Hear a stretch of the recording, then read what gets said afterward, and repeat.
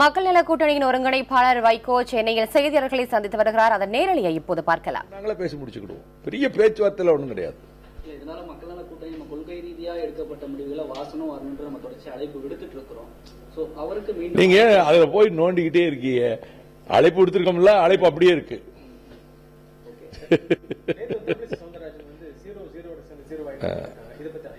அதாவது எதுக்காக அடிக்கடி இப்படி நம்முடைய இலக்கிய சித்தருடைய அந்த பெருமையை பாதுகாக்க வேண்டியவங்க இப்படி உளறிட்டு இருக்காங்கன்னு எனக்கு தெரியல.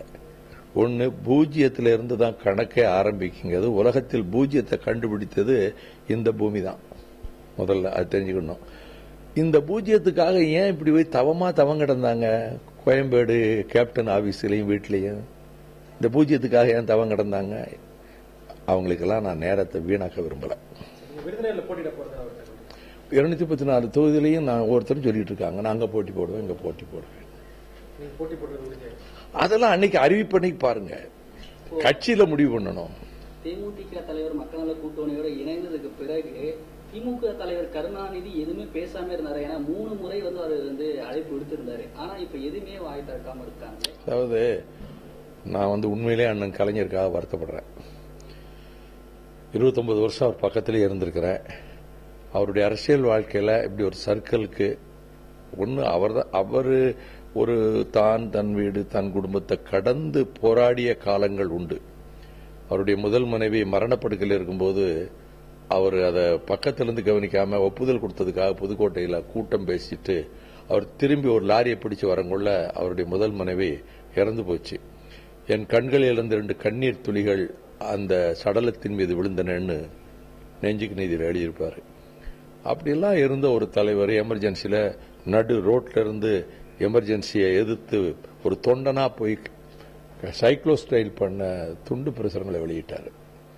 எனக்கு என்ன வேதனையா இருக்குன்னா, தன் குடும்பம் தன் பிள்ளைகள் அப்படிங்கிற சுயநலமும், என்ன தவறு நடந்தாலும் ஏற்றுக்கொள்ளக்கூடிய நிலைமையும், லட்சக்கணக்கான தமிழர்கள் படுகொலை செய்யப்பட்ட போது கூட இந்த குடும்பமும் சுயநலமும் அதில் திரட்டப்பட்ட சில சொத்துக்களும் அவர் கண்ணை மறைச்சதுனால இன்றைக்கு தமிழர்கள் வரலாற்றில் ஒரு பழியை சுமந்து நிற்கிறாரு. ஆனா அந்த கட்சி அவர் கட்டுப்பாட்டுக்குள்ளதான் இருந்தது. எம்ஜிஆர் இருந்த காலத்தில் எம்ஜிஆர் அவர் சொன்னதை மறுத்து பேசுனது கிடையாது. நான் திமுகவில் இருக்கும்போது அவர் சொன்ன எந்த கருத்துக்கும் மாறுபட்ட ஒரு கருத்தை ஒரு வார்த்தை நான் பேசியிருக்க மாட்டேன். ஆனால் இப்போ அவரை ரொம்ப உதாசீனப்படுத்தி ஸ்டாலின் இதோட தொடர்ந்து 2 தடவை பேசியாச்சு. அவரு உண்மையில அவர் மனசு உடையிறது மட்டுமல்ல, அந்த கட்சிக்கு எத்தனையோ வருஷமா பாடுபட்டவங்க எல்லாம் ரொம்ப மனசு நொந்து போய் தான் இருப்பாங்க. நான் அந்த சூழ்நிலையில நான் கலைஞரை பத்தி எந்த விமர்சனமும் செய்ய விரும்பல. சரத்குமார் அதிமுக அணிக்கு மீண்டும் போயிருக்காரு. அதிமுக இப்ப எப்படி பாக்குது? இந்த மக்கள் நல கூட்டணி மேலும் வலுப்படுத்தி இருக்கிறது அப்படின்ற ஒரு பயம் அதிமுக ஏற்பட்டிருக்கு. ஜெயலலிதா ரொம்ப ஸ்ட்ராங் பில்டு லேடி, மகா தைரியம் உள்ள பெண்மணி. ஆனா இப்பதான் பதட்டம் வந்திருக்கு.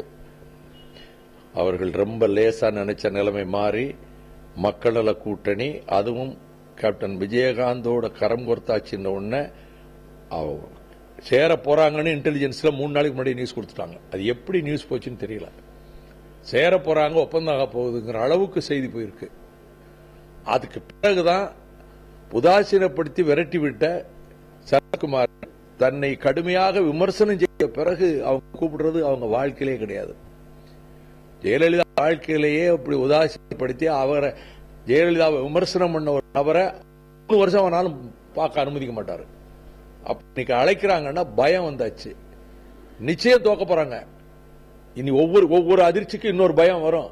ஆமா, ஆனால் இந்த ஃபீல்டுல இப்ப போட்டி யாருக்குன்னா அதிமுகவுக்கும் தேமுதிக மக்கள் நல கூட்டணிக்கும் தான். அதனால இந்த அதிமுகங்கிற ஒரு கொள்ளை கூட்ட ஆட்சியை ஒழிக்கிறதா எங்களுடைய முதல் வேலை. மக்கள் நல கூட்டணியை விமர்சித்த கட்சிகளுக்கு இப்போ நீங்க சொல்லக்கூடிய பதில் என்ன? என் நேரத்தை அவர்களுக்காக வீணாக்க விரும்பவில்லை.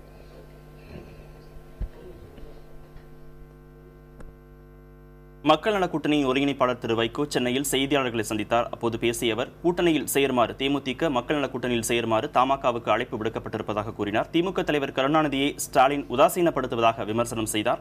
அதிமுகவுக்கும் தேமுதிக மக்கள் நல கூட்டணிக்கும் இடையே நேரடி போட்டி நிலவுவதாக தெரிவித்தார்.